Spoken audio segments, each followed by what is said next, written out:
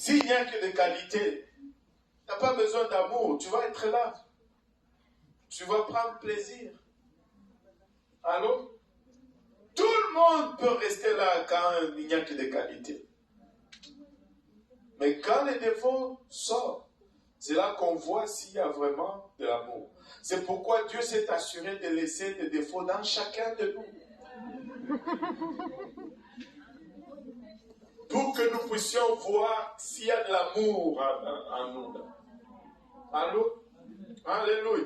Et je dis cela pourquoi? Parce que, la parole, je ne dis pas que la parole de Dieu a des défauts, mais la parole de Dieu va nous mettre à l'épreuve.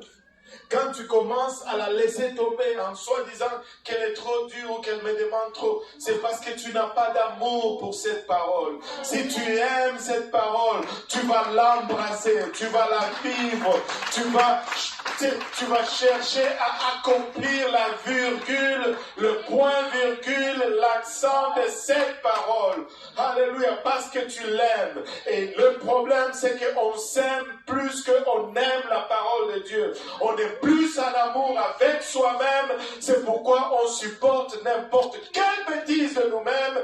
Mais alléluia, ayons de l'amour pour la parole de Dieu. Ayons de l'amour pour cette parole. Et nous allons voir qu'elle est facile à vivre. Alléluia. Et nous faisons des bêtises de foi, mais nous les pardonnons. Nous nous endurons parce que nous aimons trop. Oh Seigneur, aide-nous Seigneur. Mais je veux être en amour avec cette parole. Je veux aimer la parole de Dieu. Même si elle me demande de faire des kilomètres, je vais l'aimer parce que j'ai choisi d'aimer. Vous savez, l'amour c'est un choix. Oh Seigneur, l'amour c'est un choix. Anyway, et on va laisser ça pour le séminaire sur le mariage. Et vous savez, où est-ce que j'en étais encore? Où se trouve l'amour de la parole?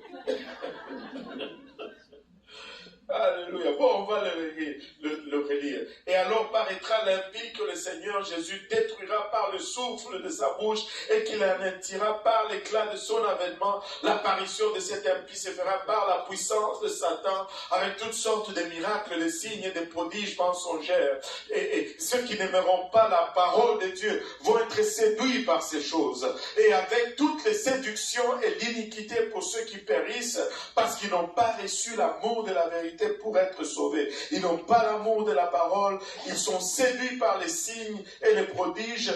Au lieu de suivre la parole, ils courent après les signes et ils sont pris dans le piège. Aussi Dieu leur envoie une puissance d'égarement pour qu'ils croient au mensonge. Alléluia. Ça fait peur. Ça fait peur.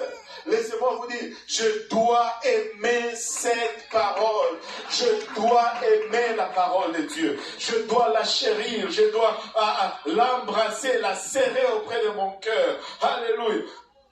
Aussi Dieu leur envoie une puissance d'égarement pour qu'ils croient au mensonge, afin que tous ceux qui n'ont pas cru à la vérité, mais qui ont pris plaisir à l'injustice, soient condamnés. Laissez-moi vous dire, si la condamnation n'est pas déversée en ce moment, c'est parce que l'Église est là et se tient dans la brèche. Parce que nous sommes celles qui préservent le monde, alléluia, du jugement de Dieu. Mais un jour, au son de la trompette, un jour,